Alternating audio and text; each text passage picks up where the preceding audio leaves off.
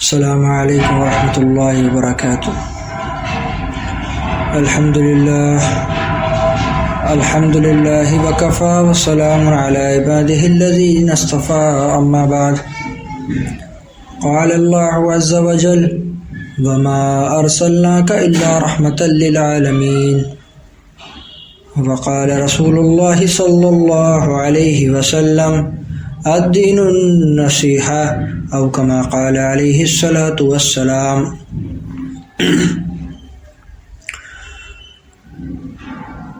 وہ گل نہیں جس میں بو نہ ہو، وہ گل نہیں جس میں بو نہ ہو، وہ دل نہیں جس میں تو نہ ہو، یعنی کہ وہ پھول کہلانے کے لائق ہی نہیں جس میں خوشبو نہ ہو، اور وہ دل کہلانے کے قابل ہی نہیں جس میں اللہ نہ ہو، جس میں اللہ کی محبت نہ ہو۔ اور اللہ کی محبت دل میں بسانے کا صرف ایک ہی راستہ ہے، اور وہ راستہ ہے محمد الرسول اللہ صلی اللہ علیہ وسلم کی پیروی کرنا۔ جناب رسول اللہ صلی اللہ علیہ وسلم کی پیروی کرنے سے، ان کی سنتوں پہ زندگی گزارنے سے اللہ کی محبت دل میں آئے گی اور دین پر چلنا آسان ہوگا۔ اور جب تک محمد صلی اللہ علیہ وسلم کی سنتیں زندگی کے اندر نہیں آئیں گی، تب تک زندگی کامیاب نہیں ہو سکتی۔ تو سنتوں پہ عمل جب ہوگا جب حضور سے محبت ہوگی، جب تک محبت میں کمی رہے گی جب تک اطاعت نہیں ہوگی۔ آدمی جس سے محبت کرتا ہے اس کی بات مانتا ہے، تو جب حضور سے محبت ہوگی تو ان کی سنتوں پر زندگی بھی گزرے گی۔ ہمارے حضرت فرمایا کرتے ہیں، محمد سے محبت دین حق کی شرط اول ہے، محمد سے محبت دین حق کی شرط اول ہے، اسی میں ہو اگر خامی تو پھر سب کچھ نامکمل ہے، اسی میں ہو اگر خامی تو پھر سب کچھ نامکمل ہے۔ یعنی کہ اللہ کے نبی جناب رسول اللہ صلی اللہ علیہ وسلم کی محبت ہمارے دین کے اندر شرط اول ہے۔ سب سے پہلی چیز یہ کہ ان کی محبت ہو۔ جب ان کی محبت دل کے اندر آ جائے گی تو اتباع کرنا آسان ہوگا، اور جب اتباع رسول اللہ زندگی کے اندر آ جائے گا تو سکون پیدا ہوگا، عبادات میں دل لگنے لگ جائے گا، عبادات میں مزہ آنے لگ جائے گا، زندگی میں مزہ آنے لگ جائے گا۔ اللہ تعالیٰ یہ زندگی بھی بنا دیں گے، اللہ تعالیٰ وہ زندگی بھی بنا دیں گے، یہ اللہ کا فضل ہے۔ اور اللہ تعالیٰ کے دین سے اگر چھوڑ کے زندگی گزاری تو اس زندگی میں بھی بے چین اور ویران ہوتے چلے جائیں گے، اور آخرت میں بھی ویران اور بے چین رہیں گے۔ زندگی کیسے بنے گی کہ زندگی اللہ کے حکموں پر چل کے بنے گی،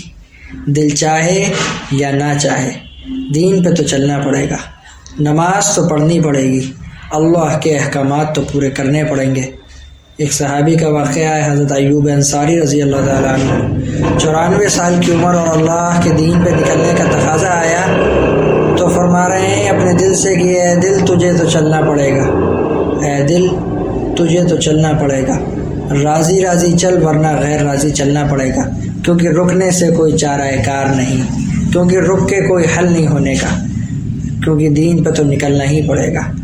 اور اگر ہم یہ دیکھنا چاہتے ہیں کہ ہماری زندگی کتنی اللہ کے دین پہ ہے، ہم کتنا اللہ کے قریب ہو رہے ہیں، تو ہم اپنی سنگتوں کو دیکھ لیں۔ ہمارے حضرت فرمایا کرتے ہیں کہ آدمی جس کے ساتھ اٹھتا بیٹھتا ہے تو عام طور پہ یہ دیکھا جاتا ہے کہ اس کے مزاج ان اٹھنے بیٹھنے والوں کے مزاج سے ہی ملتے جلتے ہیں۔ یعنی کہ اگر کوئی انسان شرابی کے ساتھ اٹھتا بیٹھتا ہے تو یقیناً ایک نہ ایک دن وہ بھی شراب پی کے رہے گا، اور کہیں نہ کہیں اس کے دل کے اندر بھی چور ہوگا۔ اور جو نمازیوں کے ساتھ اٹھتا بیٹھتا ہے تو یقیناً ایک نہ ایک دن نماز پڑھ کے رہے گا، اور کہیں نہ کہیں اس کے دل کے اندر نماز کی دین کی محبت ہوگی، کیونکہ جو انسان جس چیز سے محبت کرتا ہے اس کا دوستانہ بھی ایسے ہی لوگوں کے ساتھ اللہ تعالیٰ رکھتے ہیں۔ کبھی آپ نے ایسا نہیں دیکھا ہوگا کہ ایک شخص بہت ولی اللہ ہے اور اس کا ساتھ رہنے والے دوست جو ہیں وہ بالکل ہی گرے ہوئے ہیں، یا وہ بہت گرا ہوا ہے تو اس کے ساتھ کے دوست جو ہیں وہ بہت ولی اللہ ہیں؟ نہیں، عام طور پہ سنگت وہی اختیار ہوتی ہے، جیسا انسان خود ہوتا ہے ویسے ہی اس کی سنگت ہوتی ہے۔ یہ حقیقت بات ہے، یہ معاشرے کے اندر بھی، یہ رشتہ داریوں کے اندر بھی، یہ خاندانوں کے اندر بھی، یہ دوستوں کے اندر بھی، اور یہ میاں بیوی کے تعلق کے اندر بھی۔ بلکہ اللہ تعالیٰ خود فرماتے ہیں کہ ہم نے نیک لوگوں کے لیے نیک بنائے اور بد لوگوں کے لیے بد، یعنی کہ جو نیک ہے اس کو اللہ تعالیٰ نیک دیتا ہے، اور جو بد ہوتا ہے اس کے نصیب میں اللہ تعالیٰ بد لکھتا ہے، نیکوں کے لیے نیک اور بدوں کے لیے بد۔ آپ دیکھیے جہاں تک اگر شوہر بے دین ہے تو کہیں نہ کہیں اس کی بیوی بھی بے دین ہی ہوگی، عام طور پہ یہی دیکھا جاتا ہے، اور اگر بیوی بہت دیندار ہے تو کہیں نہ کہیں شوہر بھی اس کا دیندار ہوگا، یعنی دونوں کے مزاج اللہ تعالیٰ ایک جیسی رکھتے ہیں۔ اگر خود اس کے اعمال کے اندر کمی ہے تو دوسرے کے اندر بھی اعمال میں کمی ہوگی، اگر ہماری زندگی بیکار ہیں تو ہمارے گھر والوں کی بھی زندگی بیکار ہو رہی ہوں گی۔ اس لیے اس چیز کی فکر کرنی ہے کہ اپنی زندگی بھی بنانی ہے، اپنے گھر والوں کی زندگی بھی بنانی ہے، علاقے والوں کی زندگی بھی بنانی ہے، اور اللہ کے احکامات پر چل کے اس دنیا سے جانا ہے۔ ہاں یہ تو کرنا ہی پڑے گا، دل چاہے یا نہ چاہے، اے دل تجھے چلنا پڑے گا، راضی راضی چل ورنہ غیر راضی چلنا پڑے گا۔ اللہ کے دین کو چھوڑ کے اگر زندگی گزارو گے تو کہیں سے کہیں تک کبھی سکون حاصل نہ کر سکو گے۔ دل چاہے یا نہ چاہے ہمیں تو کرنا ہے،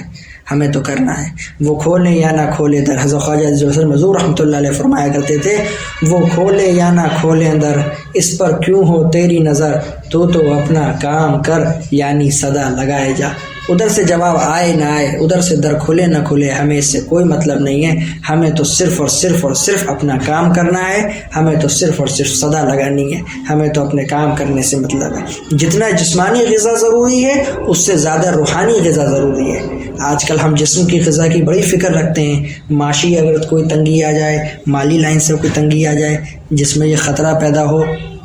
کہ کھانے کے لالے پڑ جائیں گے، اخراجات پورے نہیں ہو پائیں گے، تو آدمی کتنا پریشان ہو جاتا ہے، کتنا بے چین ہو جاتا ہے، چار طرف ہاتھ پیر مارتا ہے کہ 2 کاروبار ہیں تو 3 ہو جائیں، 3 کاروبار ہیں تو 4 ہو جائیں، کہیں سے 2 پیسے کی آمدنی بڑھ جائے تاکہ اخراجات پورے ہو جائیں۔ تو معاشی تنگی کو لے کے اتنا فکر مند رہتے ہیں کیونکہ اس سے پیٹ کا مسئلہ جڑا ہے، اور اللہ کے دین کے ساتھ جس سے ہماری روحانی غذائیں جڑی ہوئی ہیں، جو ہماری روحانی غذا کا اصلی ستون ہے، ہم اس کو چھوڑ دیتے ہیں۔ ہمارے حضرت فرمایا کرتے ہیں کہ اگر کسی کی فجر کی نماز قضا ہو جائے تو صبح اٹھنے کے بعد سب سے پہلے فجر کی نماز کو ادا کرے، اس کے بعد اپنے دیگر کام کرے۔ یہ ہے علی گڑھ میں ایک بزرگ ہیں ہمارے حکیم کلیم اللہ صاحب، وہ بھی فرماتے ہیں کہ پہلے روح کی غذا پھر جسم کی غذا، پہلے روح کی غذا دو پھر جسم کو غذا دو، کیونکہ جسم تو ایک دن ختم ہو جائے گا چاہے اس کو کتنی ہی اچھی غذا دے دو، لیکن روح ہمیشہ باقی رہے گی۔ لیکن ہم لوگوں کے اندر کیا ہے، صبح اٹھتے ہی جلدی اپنے کاموں میں لگتے ہیں اور نکل جاتے ہیں، جسم کو تو غذا خوب اچھے سے دے دیتے ہیں، جسم کی فکر تو خوب اچھے سے رہتی ہے، مال کی فکر تو بہت اچھے سے رہتی ہے کہ 9 بجے ڈیوٹی جوائن کرنی ہے، 10 بجے ہمیں ڈپارٹمنٹ پہنچنا ہے، تو معاشی لائن کی فکر تو خوب رہتی ہے، لیکن روحانی لائن کی فکر بالکل نہیں رہتی ہے، نہ فجر کی قضا پوری ہوتی ہے، نہ تلاوت ہوتی ہے، نہ اللہ کے ذکر ہوتا ہے، بس صبح ہوتی ہے اور اپنی مالی لائن کی فکروں میں نکل جاتے ہیں، اور شام ہوتے ہوتے اتنا تھک ہار کے اپنے گھر پہ آتے ہیں کہ نہ عشاء کی خبر رہتی ہے نہ مغرب کی خبر رہتی ہے۔ اللہ معاف کرے، اس طریقے سے ہماری زندگی گزر رہی ہیں۔ بڑی معذرت کے ساتھ میں یہ چیز کہتا ہوں، عام طور پہ یہ رواج ہوتا جا رہا ہے، عام طور پہ یہ ہوتا جا رہا ہے۔ ہمارے حضرت فرمایا کرتے ہیں کہ میں دیکھتا ہوں، حضرت خود ہمارا جملہ فرماتے ہیں کہ میں یہ چیز دیکھتا ہوں کہ حفاظوں سے جب یہ میں پوچھتا ہوں کہ بھئی تم لوگوں کو کیا ہو گیا، تم کتنے پارے تلاوت کرتے ہو، اس مجمع میں بھی حفاظ بیٹھے ہوں گے، میں بڑی معذرت کے ساتھ کہہ رہا ہوں، اور کچھ ماشاءاللہ اس طریقے کے لوگ بھی ہیں جو ماشاءاللہ بہت اللہ کے تلاوت بھی کرا کرتے ہیں قرآن کی، لیکن کچھ اس مجمع میں ایسے لوگ بھی ہوں گے ضرور جن کو حفاظ ہونے کے باوجود اپنی دنیا کی لائنوں میں اتنا زیادہ مشغول ہو گئے کہ ایک پارہ پڑھنے کی بھی توفیق نہیں ہوتی۔ اللہ اکبر، کتنی بڑی کتنی بڑی جو ہے محرومی کی بات ہے کہ حفاظ ہونے کے باوجود بھی ان کو ایک پارہ پڑھنے کی توفیق نہیں ہو رہی۔ اور ایک پارہ پڑھنا کیا بہت مشکل چیز ہے؟ بتائیں مجھے، کیا بہت مشکل چیز ہے ایک پارہ پڑھنا؟ ایک پارہ پڑھنا حفاظ کے لیے 20 سے 25 منٹ۔ اگر اپنے گھر سے نکلے اور اپنے آفس جاتے جاتے، اپنی دکان جاتے جاتے، اپنے کارخانے جاتے جاتے، یا جس بھی اپنے مشغلے میں ہیں وہاں جاتے جاتے اگر گھر سے وضو کر کے نکلیں تو وہاں پہنچتے پہنچتے ایک پارہ پورا ہو جائے گا۔ رمضان کو گئے 8 مہینے ہو چکے ہیں، اگر ایک پارہ روز کا پڑھا جاتا تو 1 مہینے میں ایک قرآن ہو جاتا۔ ان 8 مہینے میں ان حفاظوں کے 8 قرآن ہو چکے ہوتے، لیکن کچھ خوش نصیب ایسے بھی ہیں جن کے 10 قرآن ہو گئے، 20 قرآن ہو گئے، اور کچھ محروم ایسے بھی ہیں کہ جو ان 8 مہینے کے اندر ایک قرآن بھی پورا نہیں کر سکے۔ کتنی بڑی محرومی کی بات ہے۔ اللہ تعالیٰ ہماری پوری حفاظت فرمائے۔ ہمیں اس چیز سے بچنا بھی ہے، ہمیں اس چیز سے اپنی زندگیوں کو بدلنا بھی ہے، اپنی زندگی کو تبدیل بھی کرنا ہے، اور جتنا زیادہ فکر ہم اپنے جسم اور اپنی معاشی لائن کی کرتے ہیں اس سے کہیں زیادہ فکر ہمیں اپنے روح کی کرنی چاہیے، کیونکہ وہ ہماری بقا رہنے والی ہے، اور روح جو بنے گی وہ اللہ کے دین اور اللہ کے ذکر سے بنے گی۔ تو سب سے پہلے روحانی غذا اور پھر اس کے بعد جسمانی غذا۔ اللہ تعالیٰ عمل کی توفیق عطا فرمائے۔ سنتوں